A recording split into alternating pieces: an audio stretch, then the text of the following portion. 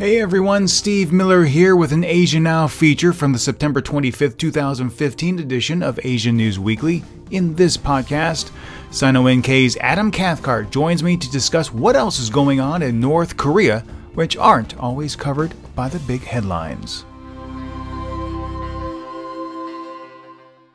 The other members of the so-called six-party talks, and I'm talking about South Korea, China, the United States, Russia, and Japan, have been clamoring over the past week to try and get Kim Jongun to calm down and get back to the negotiation table to hash things out before an expected missile and/or nuclear test in early October. But Kim Jongun has been doing a lot more than just trumpeting his nuclear and space programs. To get an idea of what the young leader has been up to, I recently spoke with Adam Cathcart, editor-in-chief of Sino-NK, and started our conversation by asking him what he thought was the most interesting things going on in the so-called Democratic People's Republic of Korea. Well, as ever, it's the northern territories, I think, and it's the northern provinces and kind of what is and isn't happening along the frontier with China. And the reason I think that, Steve, is because we've seen a huge flood in Rason, which is their key special economic zone in the extreme northeast, which is very close to both Russia and to China. And Kim Jongun going there, and it's his first time that we're aware of going to that special economic zone. And then, of course, in the northwest, along the Dandong-Sinwiju axis, I guess you'd call it, or the juncture, there's a trade fair next month in mid-October. And who's going to show up? What are they going to do? How bad or how robust is the Chinese-North Korean relationship? So those are the things that have taken my attention. And then, of course, the Chinese-North Korean dynamic generally, because China is the main player, I think, when it comes to, will North Korea change its stripes or change its tune or in any way modify its missile test / nuclear test threats and actual policy. Well, let's start with the relationship and get down into the nitty-gritty after that. I mean, that's the whole speculation. What kind of control, what kind of influence does China have? But more importantly, what kind of relationship do they have? Because that's the big question. Everyone is saying that China's influence over North Korea is waning. But, Kim has never been to Beijing. The representative for the big victory parade was relegated to a back row type position. I mean, is the relationship with Beijing good, or is it kind of in a lull, shall we say? Well, or is it in a pit? I mean, that's the kind of metaphor that we've seen in Chinese media, Chinese state media that analysts have been using. There have been various new metaphors that have been put out. One is that it's in the ditch. The other was that it's in kind of a holding pattern, as you kind of implied. And then there was another one of saying that they're trying to normalize things. They're trying to treat North Korea not at a party-to-party level, but at a state-to-state level. And so-called, when we say normalization, what that means is that it's the foreign ministry that drives the interaction, rather than the international liaison department, which is kind of a little bit of inside baseball, but it's the party organ in China, in Beijing, that has typically run relations with the Workers' Party in the DPRK. So the metaphors have been shifting and moving around. But then there was one really great statement, which I saw this last week, Steve, that I thought is very fitting for our conversation. And that is, they said, the optics are bad, but there's always backdoor influence. So with North Korea, the front door is closed, but we have to do things under the counter. And I don't think that was a reference to bribery or smuggling over the border, but I think there's a lot that we don't know about what's happening or isn't happening behind the scenes. So what we have to do is try to interpret all the data, right? Both the parades and the action on the border, looking at things like what the ambassadors are doing, what we're hearing about levels of trade, but then also is Kim Jong-un even interested and in control of what's happening on the Chinese frontier? And likewise with the Chinese Communist Party. I mean, they're cracking down now on some local cadre and corruption in Dandong, and is that linked to North Korea? So there's kind of some micro stories within the macro narrative that I think we have to watch to try to figure out, is this relationship really fundamentally transforming, or is it, yeah, as you say, just kind of in a lull? Well, let's talk about Dandong. I mean, they have the high-speed rail going out that way, and China's pushing for its one belt, one road strategy. I mean, how is North Korea dealing with that? Well, Apparently, according to the evidence we have, they're not dealing with it in the sense that they've been more or less actively rejecting or passively rejecting China's infrastructural overtures. The new ambassador, Lee Jin-jun, did speak to an official in the North Korean Foreign Ministry approximately April, and he sort of laid out the One Belt, One Road policy, which, like any big Chinese policy, is both massive and extremely vague. So, what is the Chinese dream? What is the One Belt, One Road? There are all kinds of think tank papers being pumped out about this in Beijing, but what does it mean for North Korea? My understanding of what it would mean for DPRK would mean high-speed rail links, that China would be willing to link this railroad to North Korea, would be more open to people-to-people exchanges over the frontiers, and wants to make more money over the frontiers. That's not a huge change, actually. The only upgrade is really that we've got this high-speed rail, and if you want to set up a business in Shenyang or in Changchun, I mean, these very important and large markets and big cities, South Korean businesses are really active in these areas. North Korea, you can get linked up with that. We'd be happy to help open up your economy, as it were, and special economic zones just over the border as a part of that. So I don't think it's a fundamental transformation necessarily. It doesn't bode an absolute transformation in the relationship, or a potential transformation of the North Korean economy or something like that. But it's definitely another opportunity that DPRK could exploit if they want to. I mean, up till now, they've basically treated China like it's sort of to say that it's an open cash register is extremely overstating, but I think that China's sort of like a tap, Chinese investment. They know that they can always turn it on. If they want more Chinese tourists, they can get more Chinese tourists. If they want to open up special economic zones, they can open up special economic zones, because the Chinese investment will be there. But with Chinese economic slowdown, that's slightly less solid than it used to be, perhaps. But I think it's still China's this kind of hegemon in the region, and still very much looms large over kind of North Korea's considerations of how to handle the region and how to handle them. Well, speaking of trade, you just mentioned the bilateral trade show that's coming up in October, but really, what is the point of that if, as you say, North Korea is kind of dragging its feet with China? Yeah, that's just a funny thing, because China pumps this up. There was finally a North Korean official who I think came over to Dandong and actually was at a meeting about tourism. Finally they got a North Korean representative to sort of come over and say a few nice things and appear at an event, which kind of talks about regional integration. So China will do this if you're worried about, or if you're concerned rather, with instant results. You're not going to get them with North Korea, it looks like, in the Dandong region. But I think what China is doing is they're playing the long game and saying, hey, we've financed this massive bridge. I mean, it's this gorgeous thing, $300 million supposedly was put into it. I mean, it's more impressive than even North Korea's ski resort that Kim Jongun has been touting for a couple years now.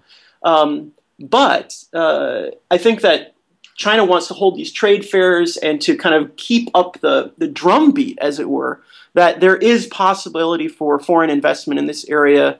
We want to keep the border region thriving. It's not just about opening up DPRK because we've got some moral imperative to do it. We need to keep the economy in the northeastern region and the province of Liaoning on the up and up, when overall indicators have not been completely positive. So they need a success story.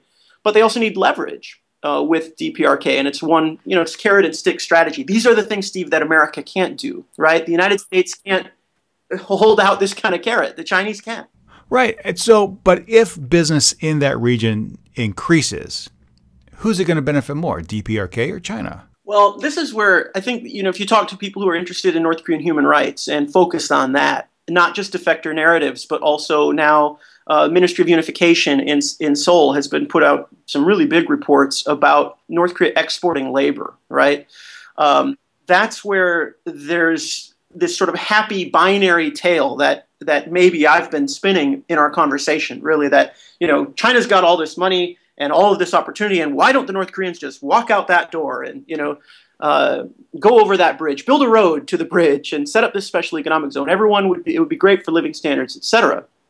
I think that rather, more complicated is this question of, well, what if North Korea does accept China's possibilities that they're holding out, and particularly sending more North Korean workers to the northeast of China, which we're seeing happen already in places like Tumen, around Yeonbyeon or the Yenji city, the Korean autonomous prefecture up there, but also in Dandong. And it's quite inexact. Sometimes you hear numbers of like 10,000, maybe 50,000.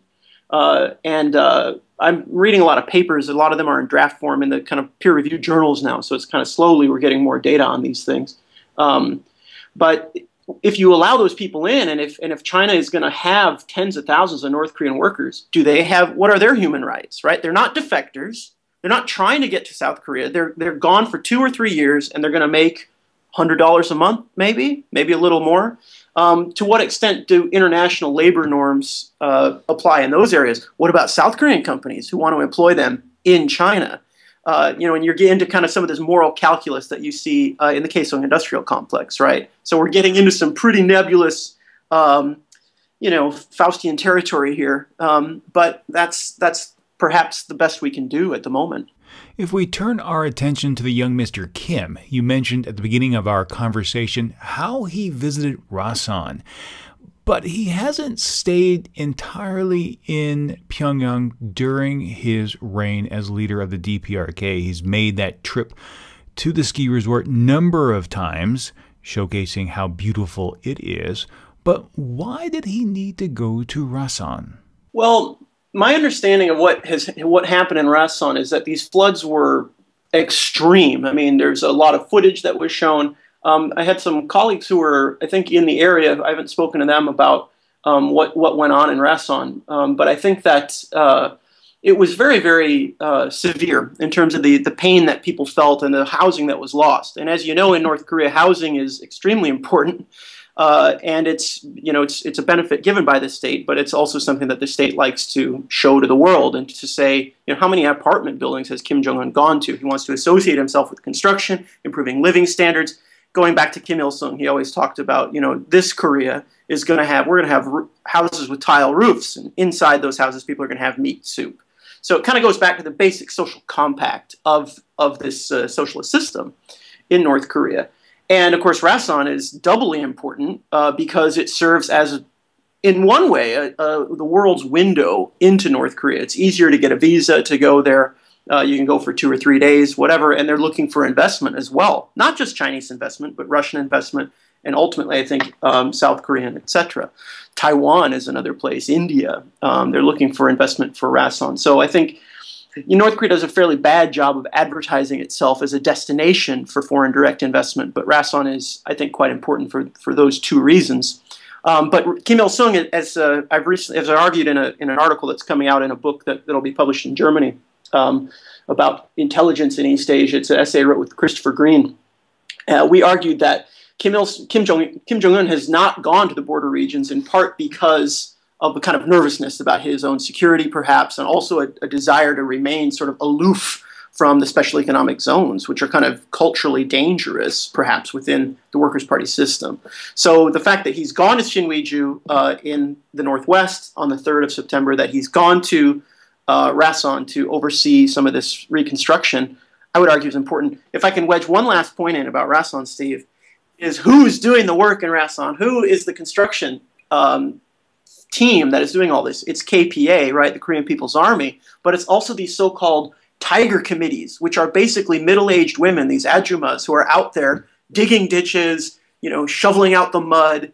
So much of this work is being done by women. So it's not just in the markets, it's also in the reconstruction of this wasted area that women are playing a key role. Now, Adam, there was a report just the other day that China had arrested some, well, let's say, North Korean covert operatives near the border region. Now, something like this hasn't gone unnoticed before, but did you find it surprising that China was carrying this in their state media? Yeah, well, that's just emerged on September 18th. There was a published piece in Donga-ilbo in Seoul, which basically said that the Chinese had arrested a number of North Korean security forces on Chinese territory in Jilin province, right? So we're talking about Yeonbyeon again, the Chinese-Korean region, where they've been said to operate in the past, and the verb that's used is abduct. Now, what I don't understand, and then Chinese media picked it up the next day, and that's what makes it quite curious, because you'll frequently see, quote unquote, rumors coming out of Seoul, particularly at funny times, just before a Human Rights Committee meeting or something like that. And there's going to be a meeting the 21st of September about North Korean abduction issues in Geneva. So the release of this news is coming at an interesting time, but the fact that the Chinese media picked it up and basically gave it verbatim to their public to say, hey, there might be North Korean spies floating around in Northeast China. That revs up netizen opinion, that revs up disgust with DPRK at a time when they're upset with them about the missile launch, potential missile launch on October 10th, and for other reasons. The one other thing I'd add, though, is that this is one of those things we can confirm, right? Because North Korea has had several press conferences with these South Koreans, who they call South Korean spies, who basically say, we were in Dandong, and we pretended to be missionaries. We hooked up with missionaries. We're trying to bring down North Korea. We counterfeited currency. We counterfeited all kinds of things. We had USB. We had cultural effluvia, or disastrous Western cultural products, which we tried to put into North Korea to bring the system down. And then that news has been public for quite some time. So we've written about that at Sino-NK, the website which I run, and we've tried to figure out how much of this is real. The one thing I would add, Steve, or the weird contradiction is China can report on this, but how the heck do you get South Korean spies over the border into North Korea once you've abducted them, right? I mean, the idea that China is just only hearing about this for the first time is absolutely ridiculous. So there are some scholars, there are people out there trying to figure out how strong is Chinese-North Korean security cooperation and those kind of things, surveillance of foreigners, particularly South Koreans and Western missionaries in cities like Tumen and other places around the Northeast, and Dandong, especially the Canadian missionaries were arrested by the Chinese last August. So there are a lot of open questions about how much does China know, but the fact that this has gone public now, I think, is indicative, again, of that relations aren't so great. Speaking of Sino-North Korea relations, we've spoken many times about China's displeasure at Kim Jong-un's insistence of carrying out either a missile or possibly nuclear test this October. But that isn't the only thing they're upset about. North Korea actually met with a Cuban delegation recently. Yeah, that was funny. There were a lot of, on the one hand, you always think with China that they want to be really encouraging. And in Chinese cartoons, you'll frequently see North Korea pictured as a spoiled child and Kim Jong-un pictured as a spoiled child, which is very insulting, of course, to the supreme dignity of the DPRK. And the embassies will launch missives to the offending publications in China. And so there's a bit of an overkill on this message that North Korea is very petulant and not doing the right thing. On the other hand, there is a very parental and I'd argue a patriarchal view of North Korea that adheres in China, where they say, we kind of want to encourage you to do the right thing. So if you open up a special economic zone, we'll pat you on the back and say, great job. Or if there's any glimmer of state transformation of the economy, like in the grain resource or in communes or that sort of thing, the three revolutions teams or whatever they're doing in North Korea to maybe let farmers have a little more of their money, the Chinese state media will encourage them, and the Chinese communist leaders will be pleased. In this case, I think what you see is that they're very upset, obviously, about the nuclear issue foremost, but also that Kim Jong-un hasn't met any Chinese leaders. He hasn't met the Chinese ambassador in Pyongyang. So to have him, sort of, what's that called? A bromance? A bromance. Yeah, there's a lot of embrace of this Cuban delegation and of the Cuban ambassador. It just seems like the world has turned upside down from the point of view of Beijing. They don't want Kim Jong-un to be their best friend, and they know that it doesn't look good on the world stage, but they want access and they want intelligence. They want to know what it's like to talk to him. What's he all about? How many cigarettes is he smoking? How much does he weigh? What about his limp? All the things that everybody else in the world wants to know. I think China wants to know as well. They're kind of in their cocoon there, or they're in the box in the embassy. And so this Cuban visit was something that I think rubbed a lot of people the wrong way. Well, let me ask you this. There's always a speculation as to who is really in control in North Korea. Do you think what's going on there now, whether or not Kim's in control or if he's just a puppet, do you think the perception is being put out there that his actions failing to meet with Chinese delegates, going out there to support various construction programs in North Korea, are trying to set him up to be a very independent and in control persona so that he can possibly dictate terms to other nations? Well, that's a great question. I mean, we're of two minds on that, aren't we? I mean, by we, I mean sort of everybody outside of North Korea looking in, including our Russian counterparts, I suppose. But I guess the question that, I mean, the duality that's set up is, yeah, he's either doing this to establish independence and to show that he's his own man and that he doesn't need to do things the way that were always done before, right? He can meet with the Russians a lot more. They can have good relationships with Cuba, and they'll get around eventually to better relations with China. And as long as they're doing what China asks them to in terms of keeping the temperature low on conflict on the Korean Peninsula and waving these nuclear weapons around, however they might be delivered or not delivered, by missile to the United States, supposedly, then that it's okay for, some of the cosmetics to not be as nice as they used to be. And China's prepared their public for that, right? This is no longer sort of a lips and teeth relationship, right? That generation of these guys, these Korean war vets that I used to interview back in the early 2000s in Northeast China, it's pretty rare to bump into people just who you meet in various walks of life in China who are super pro-North Korean or who kind of remember the Korean War and that, we've got to hang on to this legacy. Most people don't like Kim Jong-un. They don't like how North Korea is running things. They can't understand why North Korea doesn't follow the Chinese example. And gosh, I mean, this is where we've got to get out of our Korea bunker and look at how China is wanting to interact with the whole world, right? It's all about they're a legitimate world power. That parade was all about their relationship with Japan, right? They want to basically be seen as this, force for the global order as they are helping to define it. Now, Xi Jinping's going to Seattle. There's going to be plenty of people who disagree with the way that he interprets the world. But the fact that North Korea doesn't, and that Kim Jong-un doesn't really want to talk to China or doesn't want to be seen in any way, shape, or form as associated with Chinese power, is, I think, it goes against the grain of a lot of other messages that are being put out. I'm not sure if that really answers your question, but that's how I see it. One last question to go out on. The general narrative that's being propagated by nations like South Korea and the United States is that Kim's actions are isolating North Koreans. Is that how you see things?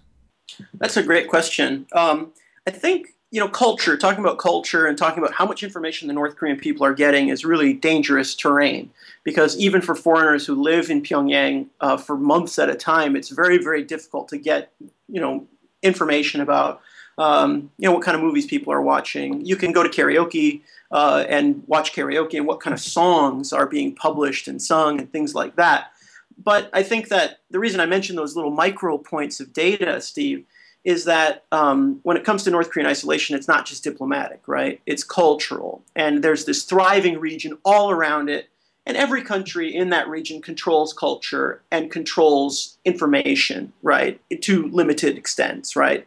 But North Korea controls it to such an extreme extent that when we see signs of change, like this Moronbong band, right, this kind of rock-style girl band that plays foreign music, or they send a musical delegation to Moscow, has happened recently. This is seen as kind of, wow, this is kind of an indicator. Or one of the girl guitarists from the Moronbong band is seen at the Eric Clapton concert with Kim Jong-chol, right? The older brother, rather, the second brother in the Kim family, who is not in power, obviously, but still active, apparently, in Pyongyang, who somehow got a visa to the UK to go to this concert. So these little micro indicators, we think, oh, this might be the tip of the spear. Maybe we can get a North Korean orchestra to London, and then suddenly there'll be back channels everywhere, and the nuclear program will disappear, with a few suitcases of hard currency, perhaps.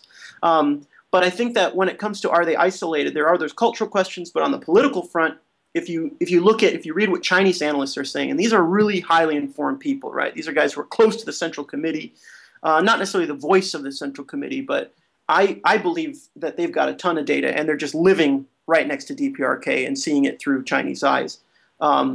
and getting sources that aren't always published. I think they would argue that the isolation is very much there, that it hasn't been tainted really by any of this cultural infiltration, that North Korea really, that the Kim regime has basically taken this system, which is somewhat calcified and ossified and kind of in amber, and basically they're just rebooting it, right? This is Kim 3.0. All the charismatic politics are there. All the statues are there. They're expanding on it. They're not changing their master narrative really in a way that indicates, North Korea is on the cusp of opening up. They're doing limited sending people abroad, right, to work so they can get foreign currency and things like that. I'd love to say that the answer is yes, from my perception, right, that they are opening up, that things are changing. But I think it's realistically, it's hard to see that that the formula has changed a huge amount. Now, the one possible exception, right, if you look, or the back door or the trap door into their narrative, is the Byungjin line. If their nuclear tests are successful and they get their rockets, and somehow they're allowed to have all that, right? The rest of the world can put up with that. Then does this show that there's enough efficiency in the economy, they can turn towards living standards? That's the corner we're always waiting for them to turn, right? At what point can they take some of this money from the military and from the missile program, which must be extensive, and plow it back into living standards? And can they tone it down a bit with their neighbors and allow more South Korean investment and more flow of people, right? That's the $64 million question, right? That's the jackpot question. You talk to South Korean diplomats about this, and they're extremely frustrated, right? Because they're basically saying nothing is working, and we're more or less in 1968. So what's the next step? I think it's still really stumping a lot of people. But China and South Korea are now more coordinated than ever in trying to find answers to these questions, and we'll see if the U.S.-China relationship isn't so structurally tainted, or there's so many million other issues to deal with that they have no way of coordinating on the North Korea issue, and the North Koreans themselves can see a way out. We'll see. All right, Adam Cathcart, always a pleasure to speak with you on North Korea and Chinese relationships. Likewise. Thanks for the opportunity, Steve. And of course, you can get more information on Chinese and North Korean relationships at his website, Sino-NK.com. But before I go, I'd love to hear from you. What do you think will be the next step in dealing with North Korea?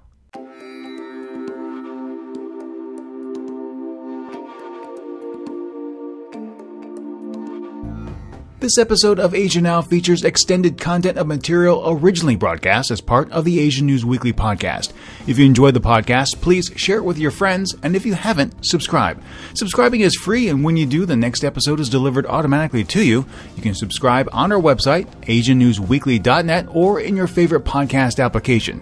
You can also keep up with more news from the region by following Asian News Weekly on Facebook or Twitter. And if you have any comments, questions, or feedback, please drop us an email message. That address is podcast@asiannewsweekly.net.